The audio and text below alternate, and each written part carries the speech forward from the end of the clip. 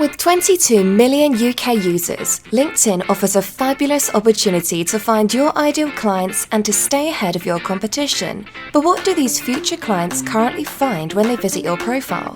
First impressions count. So, are you proud of your fantastic profile because it is client ready and written with them in mind?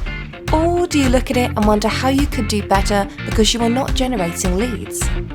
My Marketing Guy works with those who want to take advantage of the amazing potential offered by LinkedIn. So, for more details, please email guy@mymarketingguy.co.uk to arrange an initial consultation. Remember, your next client is on LinkedIn.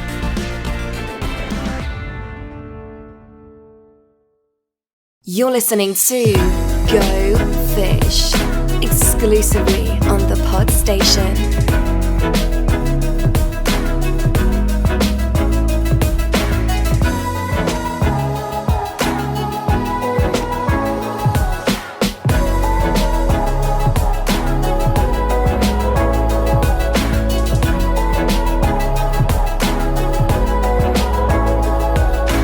Welcome everyone to another episode of the Go Fish Marketing Podcast. My name is Matt Pod. My business is Funky Vibes Marketing. Joining me as always are my fellow co-hosts. I have the lovely Ishtar Ali from Anchor Interiors. Get it right. I know, well. It's been a few weeks now. It has been a few weeks. How are you doing, Ishtar? I'm good, how are you? I'm very good, thank you. And of course, the irrepressible Mr. Roxburgh from My Marketing Guy. Thank you very much, Mark. I'm very excited by this one. Indeed. Now, you might notice the slight sound difference because we are, in fact, meeting in person. Dun, dun, dun. And we can poke each other in a kosher way. Yes. For the benefit of those who are listening to the show, this is a business marketing podcast and not one that you might get on a late night show. But yes, indeed, there can be physical contact if needs be. Because you've travelled over from Manchester, Ishtar, to lovely Wirral. I know, and it's so beautiful here, and we're in a lovely barn, and, you know, I'm in close proximity to other people for the first time in a long time, so I'm a little bit giddy today. So I apologise in advance for the giggles and the chuckles. It's good. It's good to see one another face to face, isn't it? It is. Fair. Yeah. And shameless plug, we are recording live at the barn in Heswell. Come down, get your coffee or your gifts. It's delish. But book onto your craft courses, thebarnwirral.co.uk. I'm a promo whore, aren't I? Right, so, yes indeed, if this is your first time of listening to this show, Ishtar, what is it that we try and do? We try and talk about topics that are relevant for small businesses, based on our experiences, and share knowledge and tips and stories and experiences. Oh, I've said experiences twice, but you get what I mean. You get double experiences. You do. Yeah, let's emphasise the experience. And it's really useful. Oh, that's the key thing. Well, we'd like to think it's useful anyway. Yeah. And Chris, where can they find all of these shows? At the Pod Station, Mark, there's a positive plethora of platforms that they will find at the podstation.co.uk, where the Go Fish Marketing Hints and Tips podcast is housed. Oh, very good. And Ishtar, what about the social media? Social media, we are on Twitter, Facebook, Instagram, LinkedIn. Boom. Got it all right. And YouTube. You did miss one. Yeah, we're on YouTube as well. Yes, true.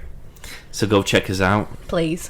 Yeah, go to gofish_marketing, or on Twitter it's marketing, because there weren't enough characters available. That's really annoying with Twitter. Although, of course, we will touch upon this subject. Indeed, today. Because our main subject is what? Social media. Boom. And we will vent our frustrations, and we'll give a little praise as well. Indeed. Yeah, if you want to listen to some moaning, get comfortable. We've got plenty of it stored up, haven't we? We have.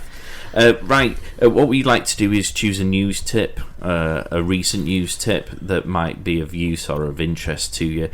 We've got two actually. There's one that's just popped into my head, but we do have one which we've pre-agreed and discussed. So we'll start with that one before I just lob a grenade in and see what happens. So Ishtar, you came across this one earlier this week. I did, yeah, because it was announced in the news by the head of Instagram that they are changing the direction of the platform to be more video content focused as opposed to picture focused, which filled me with dread, I'm not gonna lie, because a lot of people spend a lot of time perfecting their grids and making them look beautiful, and also A lot of people.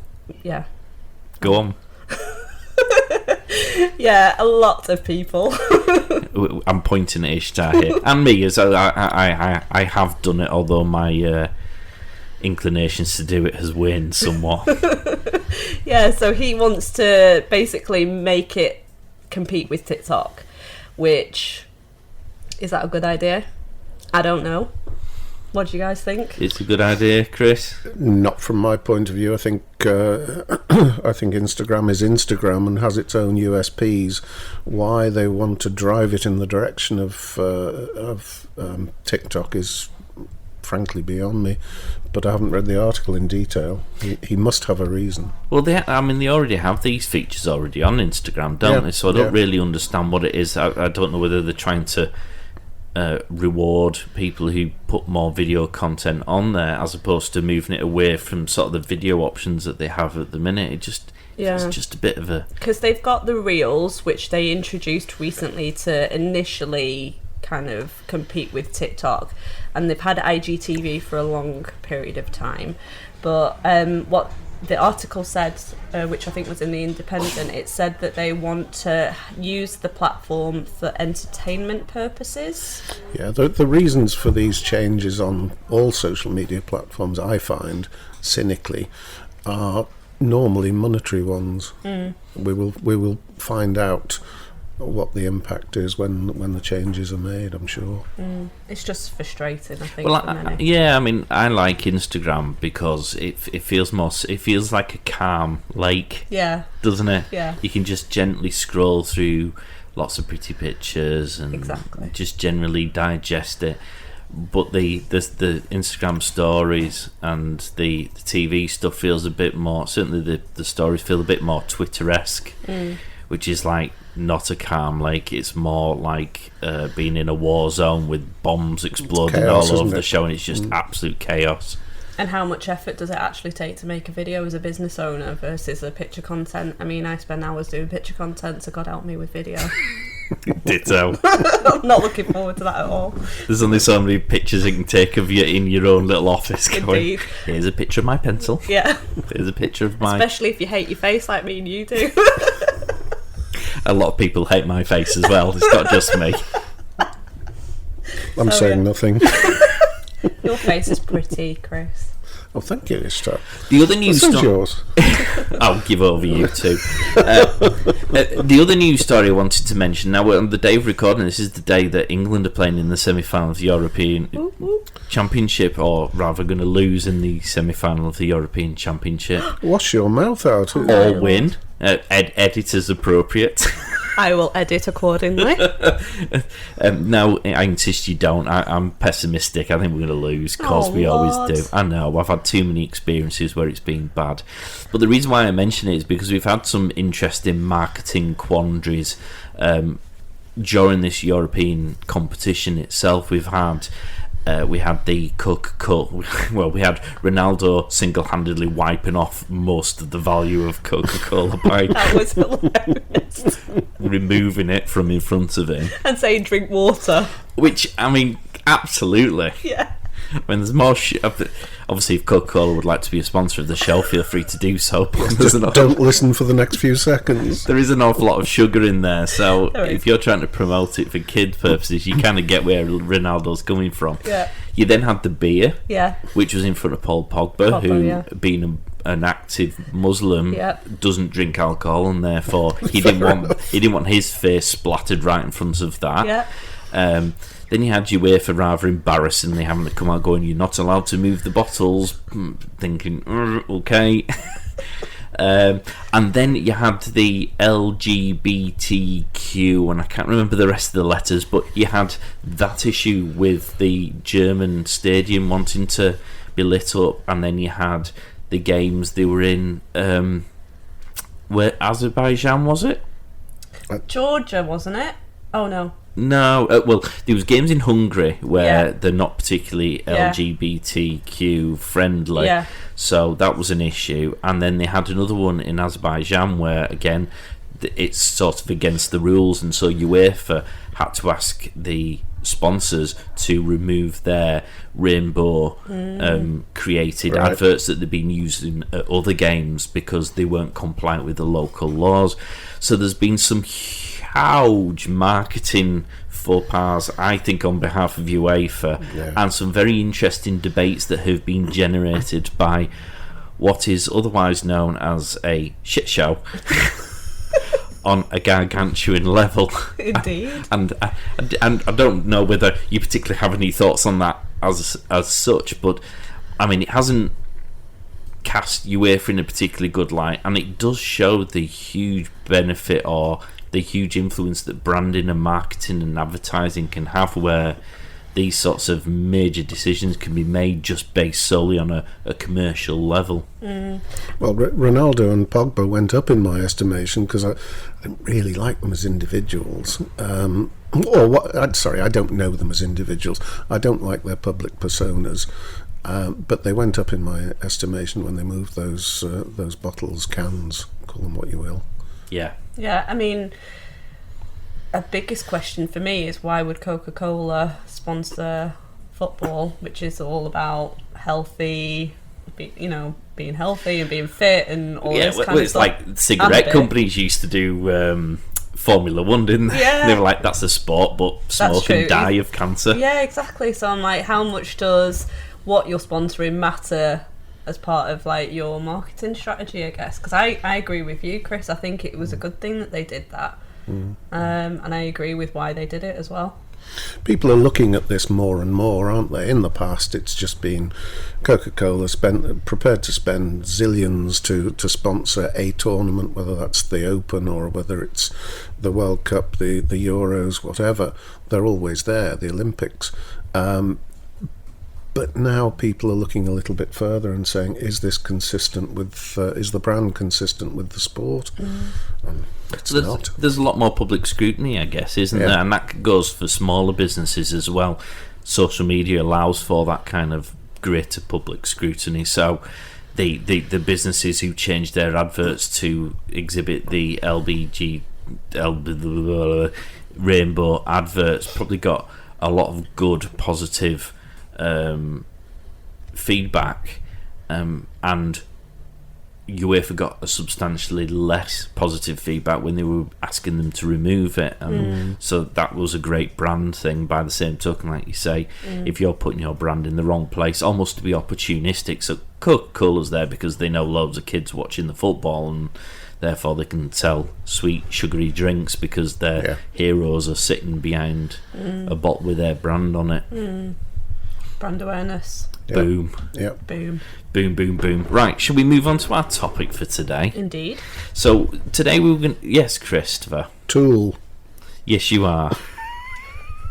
Can we edit that, please? Be nice. Should we do it at the end? Or do you want to do it I don't mind.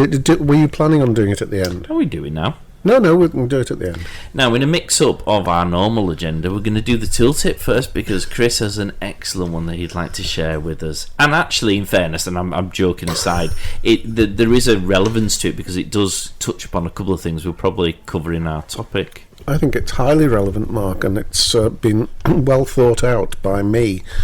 A few weeks ago, I got an email from Hootsuite, which told me that. And Hootsuite, for those listening, Hootsuite is a scheduling tool for social media, which I use quite a lot, both for myself and for clients that I work for. And Hootsuite sent this email over saying they were going to increase the monthly subscription tenfold. I thought that was a bit excessive. Well, let's put that into context. It was $7.99 a month. It was $7.50. Let's not exaggerate. $7.50, and it was going up to £75 per month. Now, that's not... I mean, I occasionally get letters from Netflix, emails from Netflix going, we're putting it up by 5p. And you don't pay an awful lot of attention to that, do you? No. You will when it goes up from £7.50 or whatever the hell it is to £75. That's an awful large jump. You're absolutely right, and I'd spent 8 loyal years with them, albeit they weren't making much money out of me, but I think this was a move by them to just cleanse the system of the small users and concentrate on the bigger ones.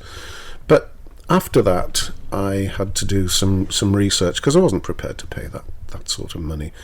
So I did some research. I looked at 15 different packages of companies or apps, whatever, that would help schedule posts that were scheduling systems. And I brought it down to a short list of 3. There's Buffer, which a lot of people will be aware of. Versatile, user-friendly, well-priced, etc., etc. Very helpful and friendly customer service.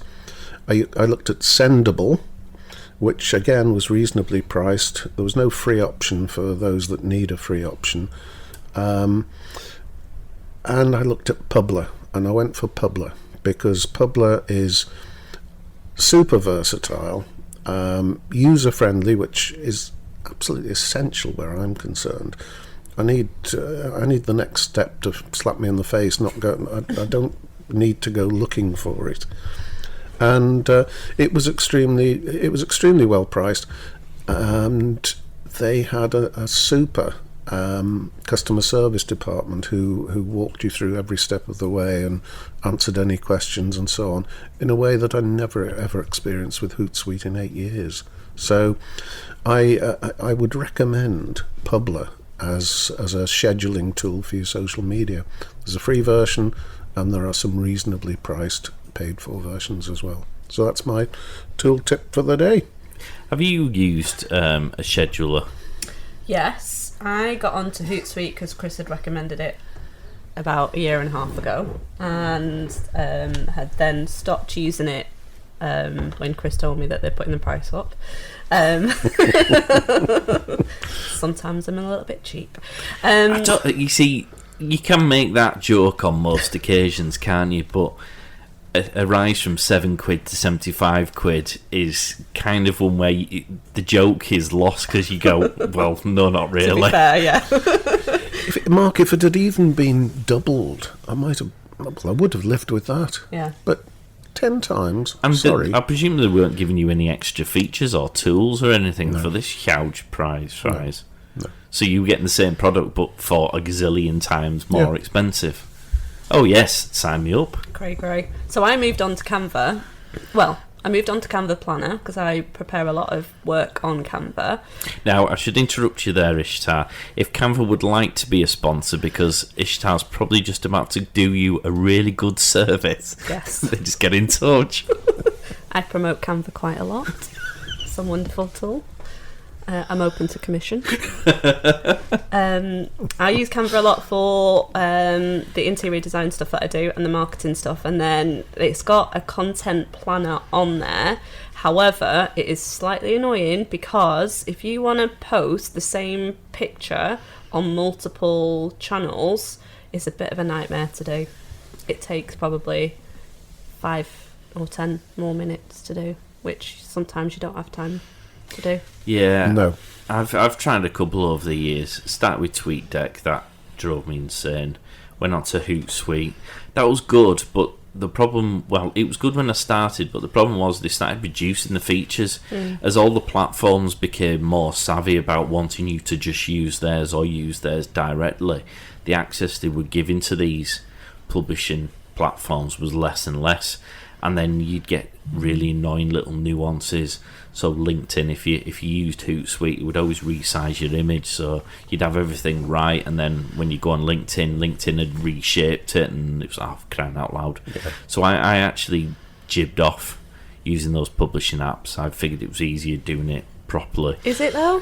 Well, no. Well, you see, the problem is it's a lot more time intensive because you can't schedule stuff. Yes. Facebook and Instagram, you can schedule stuff through Facebook, which is very, very, very clever, because that will tell you if any of your photographs are out of whack, so that you can either deal with them or not bother with them. No, and that's great, but you can't on the other platforms, can you? Well, but we're just talking Facebook and Instagram now, if that's your bag. And if you go into Business Suite on Facebook, you can do the scheduling in there. You have to find it. It's like all these things. Then they're not immediately obvious if you're just on your standard Facebook page. You can't schedule on your standard Facebook page. But go into Business Suite, and there it's got, do you want to post to Instagram too? Oh, actually, yeah, that's a good idea. I do quite a bit of that for some clients who are mainly Facebook and Instagram rather than Publer. I know I'm contradicting myself, but if you're using LinkedIn, Facebook, Instagram, Twitter, Publer's great. If you're just using a couple like Facebook and Instagram that are heavily hand in glove with one another, then you can use that. You can use Business Suite on Facebook. I guess my bugbear is that you can't then do it on LinkedIn. So if you wanted to post on the same post on LinkedIn, you've got to still do it manually. Yeah. And my attitude is, well, I have to do it manually. I might as well do it manually at the same time for all of them. Because actually what I'll do is I'll schedule a post on Facebook, completely forget I've done it, and then it'll go out and I'll go, poo, I need to go back onto LinkedIn and engage, catch up. Yeah. It's annoying. This isn't even the topic, is it? You've started a debate in itself, Chris.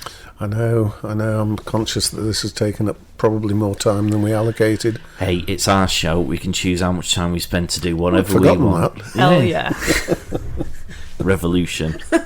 Right, so moving on the basis that we're talking generically about how we can post to everything on these platforms using these publishing ones, boiling down into which platforms we specifically use.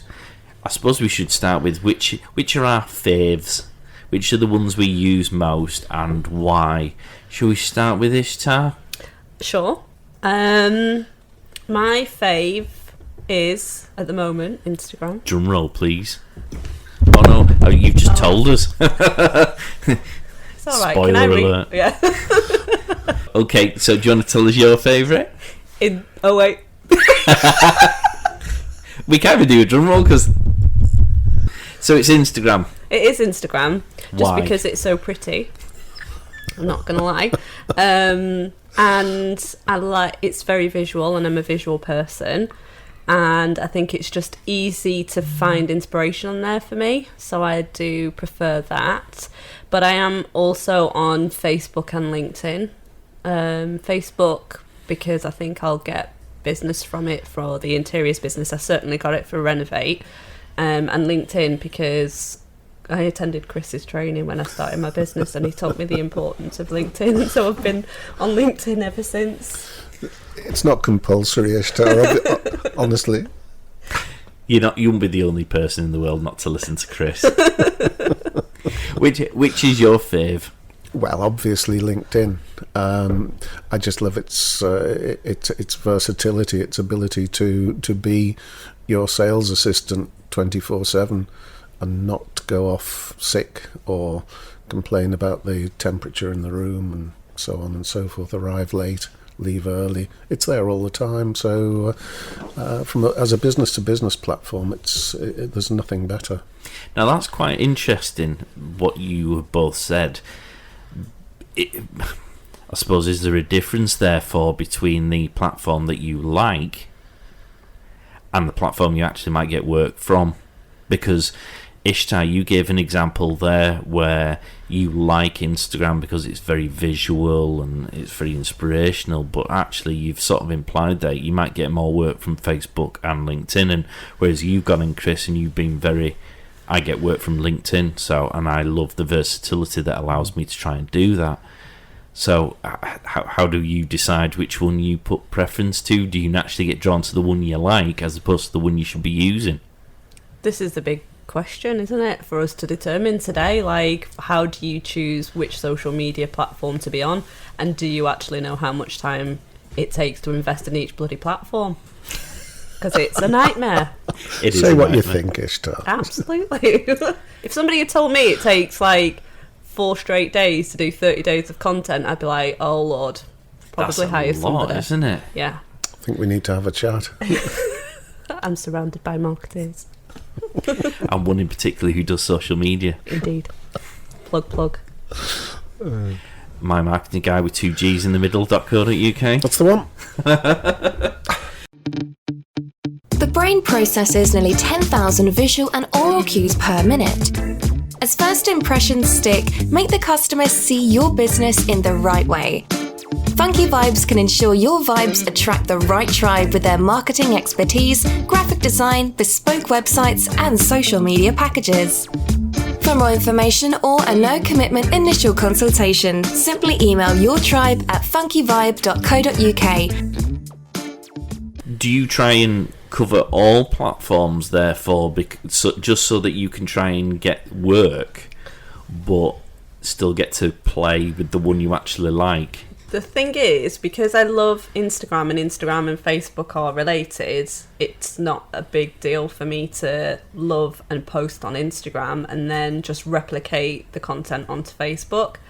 Whereas with LinkedIn, it's an extra effort because you can't do a lovely picture all the time and have the same content. It might need to be a bit different, in my humble opinion. And what about you then, Chris? Because you use it you naturally are drawn towards LinkedIn, I presume because you like it, but also because it's probably the best way of you from generating work. Yes. How does that then translate for you having to use the other platforms, which you might not have as much preference for, but you also might not get as much work? Do you do them? Do you use them? Do you hate having to use them? Do you just not bother? From a business point of view, from my business point of view, was that supposed to be an action shot? Should I look Parkinson style? While we're talking about social media, I am doing some social media content. Ishtar's being proactive. There's an edit here, Ishtar. Nonsense. Leave it all in. What was the question? Do you use other platforms? Do you begrudge having to use other platforms? No, I use other platforms, and I because I work for clients, I am, let's say, in inverted commas, the social media manager for clients. I use Facebook, I use Instagram, I use Twitter. They've all got their place, haven't they? But it depends who the client is, what they're selling, what their services are, and so on and so forth. But for me, as a company, LinkedIn is far and away the best, although I do have a presence for professional purposes on Facebook, Instagram, and Twitter as well. Yeah, it's a tricky one, isn't it? What about you, Mark? Ooh, well, I'm a bit like you. Yes. I'm a bit like you. I like Instagram because it's pretty. Oh. It's like a moth to the flame. Whereas at the same time, breathe in, Chris. I like Instagram because I'm like a moth to the flame. It's all pretty. And I actually, like I said at the outset, it's like a calming sea of tranquility and wonderment. I don't mind using LinkedIn for business purposes because you can generate some good leads, or at the very least build some good contacts. Facebook, ironically, is probably a good work source for what I do. I just don't like Facebook on a personal level, and I don't particularly like Facebook as a company and what it stands for as such. So I have a bit of a moral quandary about using Facebook. I almost use it for the purpose, and Twitter is just like It's just mental. I mean, I post on there because I might as well post on there, given I'm posting on all of the other platforms. But Christ alive, occasionally I just look at a feed once in a blue moon and just quickly realise I don't want to be there. But that's an interesting point. So you, like me, hate social media. Ironic, I now give him a job. Indeed. And we don't have many followers or personal posts on our personal one, but obviously No. as a business owner we absolutely need to embrace social media. So how did that kind of impact your approach? I just use it for business purposes. It's like the Mary Celeste on my personal profile pages. And mine. I don't want to tell anyone where I am. I don't want to tell anyone what I'm eating. I certainly don't want to do pictures of me going to the gym. Nobody wants to see that. In fact, the people in the gym don't want to see that. So the personal stuff, I'm not bothered. I'm quite private, I suppose, with that sort of thing. For business, you're trying to generate work, aren't you, as a business owner? Yeah. And Yeah, let's be fair. We are talking business here. The personal profiles. I don't have a Twitter or Instagram personal profile. It's all business. And if I'm honest, the LinkedIn is a personal profile, but it's not. It's a personal profile. The LinkedIn profile, whilst it's personal, I am the business, as most people are on LinkedIn, so I don't have a problem with that. But that's not the platform that you put all the dross on. That's got to be business focused on LinkedIn. Well, I was going to... That sort of led me on to another question, Ishtar, because previously we've asked about whether you are your business. Yeah. And if you are your business, then actually your personal profiles, I guess, should have an air of relevance to them, should they? Because if you are your brand, I mean, you might use your business one to promote your business, but are you going to put lots of stuff about you on the business one, or do you use your personal one to do that? Even if it's business or personal related, it all gets very complicated very quickly, doesn't it?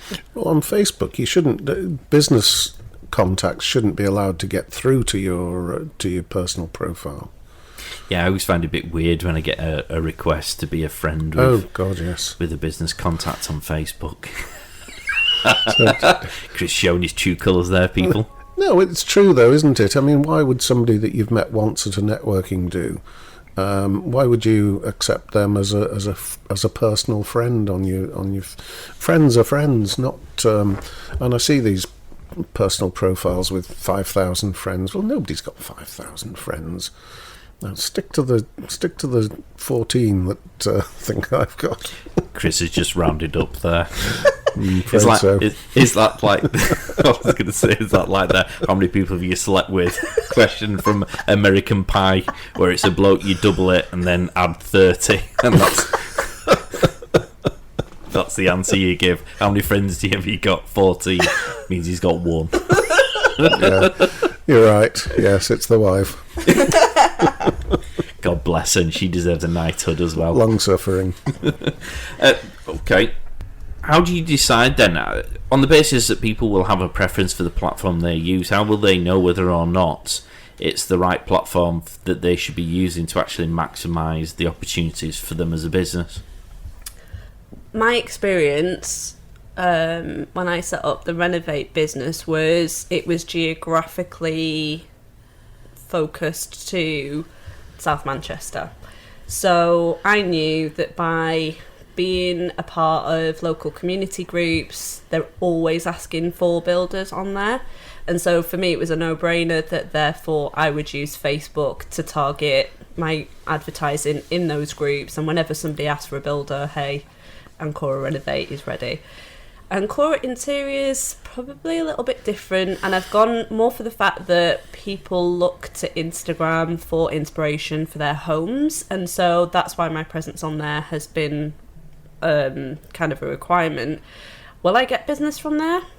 I don't know. Too early to tell at this moment in time, especially because I deleted some of my posts recently to make it look pretty, and now, you know, I'm in this quandary of like, do I, don't I? Video, no video. So yeah, hopefully when I do get content on there, I will soon see whether or not it's going to generate leads, but it does feed into the Facebook thing, as I mentioned before, because you can obviously copy content. I would like to think that LinkedIn might provide some links and leads. Yeah. Because there are business people, and that is also my target audience. So yeah. But where did you get the answers to that question? I mean, did you have to blog it? Did you speak to people to ask the question? Did you deduce yourself? Research. Simple. When you do, everybody gets told to do a 50-page business plan, don't they? So as part of that stupid £50 business page that I've never looked at since I started my business, it did actually say your target audience might be on Facebook. So I was like, okay. And I used this. I haven't done a 50-page business plan for Ancora Interiors, but I'm assuming that it would be Instagram. So. You just copy and pasted, basically. I think any new business starting off, any advice I could give would be research them all, which pretty much is what Ishtar's saying. Look at them all and find out the relevance of those particular platforms to your business. What's your gut feel about them? And rule of thumb, business to business, LinkedIn's possibly your place to go first. Business to consumer, Facebook, and then have a look at the likes of Twitter, Instagram, all the others from a branding awareness point of view. I mean, Twitter was good for me in the early days from a sheer branding point of view. It got the brand out there because I was on it regularly. And it did get the logo noticed. I know it did because it was mentioned to me. People I was meeting. So I think we've met before, haven't we? I said no. But you might have seen my logo and passed the business card. Oh yes, so that's right. We've met on social media. So the branding and awareness is it's very versatile. So general social media is very versatile for the initial awareness. You mentioned Twitter quite nicely, carries me on to the next question. I mean, there's two questions. The first one is, do we ever know anyone who's ever had any work from Twitter? But the second one is, Twitter has a limited number of characters. Now, I've seen some of your LinkedIn posts, Mr. Oxborough, and there is no way you're fitting those posts into the character limits of Twitter. Quite right, Mr. Pollard. And therefore, the question is, do you adjust or repurpose those posts when you're doing them across the platforms? Yes, is the short answer. You have to with Twitter because 280 characters used to be 140, so they're being generous these days, really, and that includes any link that you might involve as well. So yes, you do have to adapt to the particular platforms. It's not always necessary. Facebook business post can be replicated on LinkedIn and vice versa pretty comfortably, but there are certain platforms where you do have to adapt. How do you do that, Ishtar, if you're scheduling them? I don't know. Please email us if you know the answer to that question. I think the short answer is you can. Or you've got to write one that is. I think this is my problem with the republishing, using the publishing tools. Go on then, Chris. Going back to my recommendation for Publer, if you were to do a great long post and schedule it to go on LinkedIn, Facebook, and Twitter, it would tell you that you couldn't put it on Twitter because it was just far too long. So at that stage, you let it go to Facebook and LinkedIn. You schedule it for those, and you go into the edit facility and edit it down to the 240 maximum characters, 280 maximum characters on LinkedIn. Now, on Twitter. Now, Hands Up, who's written a post and then has had to resize it for Twitter, and then after they finish resizing it for Twitter, realised the more concise version that you've had to write on Twitter should actually have been the one that you did in the first place, because you have to be more succinct, you have to be more eloquent and to the point, whereas when you have unlimited characters or quite a lot, you can waffle, dare I say. I've got a really good example. Of mine. Oh my god, go on then. I copied and pasted one of your content pieces for Go Fish podcast and found that it wasn't enough characters, so instead of rewording it, I just deleted all the post and took out all the hashtags, and then it fit, and then I pressed post. There you go. Yep. I find it all the time. I mean, you laugh. I invariably reword it for Twitter and then realise that's probably the one I should have gone with in the first place. Yep. Yep. You like your hashtags, Mark, don't you? Well, you can't. Twitter doesn't really allow for loads and loads of hashtags, but on things like Instagram and indeed Facebook and LinkedIn, it's quite important to get you seen to the right audiences. So I don't do it because I like hashtags. I do it because you get more exposure. Now, that's another interesting point. Do you think hashtags are more acceptable on certain platforms than others? I'd throw them in on all of them because they all use this. They all use a system. I suppose they are on Facebook. It's generally less hashtag reliant, isn't it? And I suppose Twitter to the same degree. But I've seen some amazing responses to posts I never really thought warranted it, just because of the hashtags that had been used. Really? Yeah. Good stuff. It does make a difference because people who have a penchant for that particular hashtag, they just go nuts for it, just because you got the hashtag in there, which is bizarre. Yeah. Very good. What about followers? Everyone wants the first thing that people mention to me when they come for marketing support is, I want more followers. Are we talking? Well, are we trying or buying followers? Are they important? Is it quality over quantity? Well, an organic following is very, very important. I don't really understand the mentality of people who buy followers. I wouldn't know how to do it. Wouldn't do it. Wouldn't recommend it. Ishtar? What is the purpose of followers? Unless you want to be an influencer, as a small business, does it really matter? I mean, you could have 20,000 followers and not get a lead. So therefore, is it important? More followers is obviously a benefit for exposure purposes. Branding, yeah. Because you obviously get seen by, I mean, the general algorithm, Chris, you've mentioned previously, is it's about 10% of your audience that you automatically see your post. So if you've got 10,000 followers instead of 1,000, that 10% is by virtue of those figures bigger. I think 10% is probably generous at the moment. I know that with LinkedIn it's down to less than 3. Is it? Yeah. Wow. Yeah. They're really tiny. Is that for advertising purposes then? Are they just trying to get people to spend more money? Or are they really trying to screw the nut for quality, I suppose? Both probably. I think they want quality. They will reward good quality that's recognised, and recognition is people liking, commenting, sharing, and so on. If they see that you're a popular poster, they'll reward that with extra reach. But it'll be monetary as well. They're pretty keen that you put your hand in your pocket and take the advert out and so on. And in fairness, that's another good way of getting extra reach, relatively inexpensively. Getting extra reach and getting creating a bigger following on both LinkedIn and Facebook.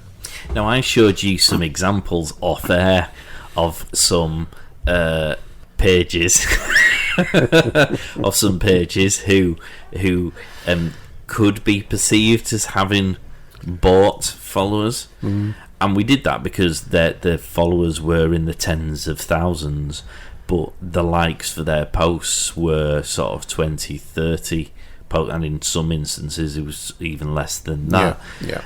And I guess when you look at a couple of the pages that I deal with, we will probably on average for a good post maybe get 30 likes, but then again there's about 600 followers on one of those pages, so that's 30 likes as against 600 followers. Or you've got 20,000 followers and you're getting 20, 30, 40 likes. Yep. As a percentage response, that's a lot less uptake, isn't it? And I guess the question is, when you're talking about quality over quantity, is it better to have fewer followers who are more engaged, or more followers who might see it but not care? I feel like lots of small businesses are under so much pressure to get followers. I feel like that was one of the biggest challenges that I faced, especially because I'm not a big social media poster. I was like, how do I get 50? How do I get to my first 100? And so on and so forth. And that just puts more pressure on you to develop content that's interesting, that's engaging, that will get the followers organically in the right way, as Chris said. But, you know, it is a lot of pressure on top of the 20 other million things that you're having to do. So, I mean, based on the fact that you guys have been running your businesses longer than I have, I mean, is it important now to constantly look at your engagement and your followers, or do you take a bit more of a laid-back approach to gaining new followers? I mean, I was celebrating because we got like 5 new followers on Go Fish Podcast. I was like, "Whoa, we're doing something good!" But you're doing something good. Yes, it's since you joined us this time. It's weird, isn't it? I tend to find that my experiences of social media have been the people who have cared least have had the best responses. Yeah. So my other half's business pages have huge followings, but she couldn't care less. In fact, I think one of her business pages got an Instagram page where she had like 1,500 followers and rarely used it. She does now, but she rarely used it. Now, most people would kill for 1,500 followers. Massively, None of them had been purchased. They were legitimate people who were interested in that page. Yeah. And I guess it was more the topic, the content that has attracted people to follow those pages, as opposed to really pushing hard to generate new posts. And I've used this example before on our page.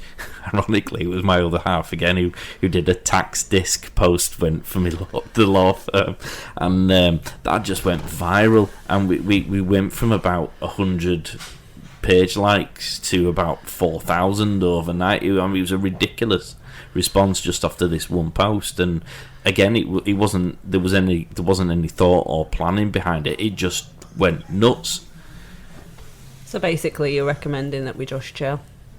I think so, Chris. I think there's something else at work here as well, and I've had my LinkedIn profile now I've had it for many years, but I had a good spring clean of it probably 10 years ago, and reduced it down to a couple of thousand. It's 9,500 now, but some of those 9,500 will be from the early days, and are they relevant now? There's a decay factor in the following, so I think it's probably simplistic to say that, well, if you've got a following of 20,000 and 3% is of people should be seeing your posts, and a percentage of them should be liking it. Doing that calculation probably a little bit too simplistic, because the decay factor is there, and it raises another question: how do we cleanse our lists, and is there an easy way? I don't know one, so I'm not, it's not a rhetorical question, it is a question. If anyone out there knows how to cleanse, in particular LinkedIn followers or connections, then I'd love to hear, because I'd be recommending a regular cleansing of followers to everybody, frankly, to make it more relevant.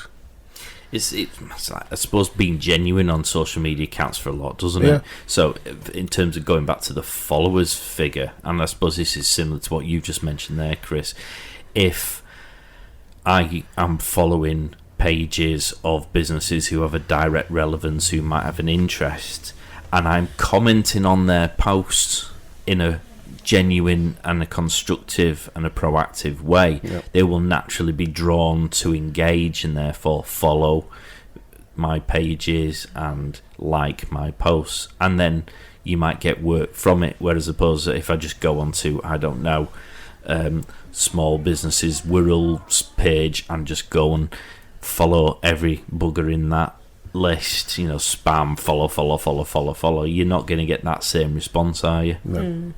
But it's the time and effort that takes, isn't it? Like, which is another great question. Like, how much time do you spend on social media? A day, a week, in order to build that following? Yes. Absolutely, yeah. I was looking at you then, Mr. Ox, because that was Ishtar has quite literally set you up the most perfect personal plug ever. Well, we all spend a huge amount of time on social media, probably more than we need to. But but it's all about. From a social media perspective, generating good content does take time to do. But if it's taking that time and it's worthwhile, then it's going to pay dividends in the long run, hopefully. So be consistent, generate good content, get that relevant following to your social media pages, and it's not a sprint. It's a not LinkedIn. Social media is a bit of a marathon. It's going to pay dividends in the long run, but it's not an overnight fix. Or get someone to manage it for you. Yeah, but how much time is too much time on social media, in your opinion? Yeah, you tell me, because I'm on social media almost all day. I suppose it depends on how much work you get from social media. I mean, how much work do you get from social media, Ishtar? But when you are starting your business, it might be different to when you're actually up and running. So I feel like I spent a lot of time on social media at the beginning, and I feel like I'm going through that cycle now. Whereas when you become a little bit more established, it might just be then just regular posts, because you've started to gain that traction in terms of follows, and maybe 1 or 2 follows a week or a month or whatever might be sufficient. So I don't know. I don't like spending a lot of time on social media, but I end up doing, and I think that is not a great thing always. I think that's a fair comment, and certainly the way I used to do it and still do in the winter, a cold, wet Sunday afternoon, I'll sit down and I will write posts for a fortnight. I'll get in the zone. I'll spend 2 or 3 hours on writing posts for the forthcoming fortnight, both for me and for any clients that I happen to have at that particular time. Schedule them. Yes, there's that word again. And then you're free. You don't have to be on social media every day if you use a scheduling tool efficiently and effectively. I think as a small business, it's quite important to come up with a strategy. Oh, absolutely. Be targeted, and by that I mean you might use a lead generation process on LinkedIn. So that's a specific campaign where all your time and all your energy is focused on that platform because you want to generate work that way. It might be an advertising campaign, so you might be running a batch of posts which all feed into one another and boosting them, or using them as paid for ads on, say, Facebook or Instagram, because those are the platforms where you might get a particular audience, and so you put all your eggs in that basket and focus on there. I think for brand awareness, it's good to have a presence on all of the platforms, but in terms of actually generating work, I would very much pick the platform that best suits your audience, where you're going to find most of your perfect customers, and really drill into that, focus on that, because I tend to find that the people who have the best success on social media are the ones who focus on a particular thing that they know is going to benefit them. Yeah. No, that's great advice. Thank you. I feel like as a new business, you should really cap your time that you're spending on social media. I wish I'd have known that, because I think it can take over if you're not careful.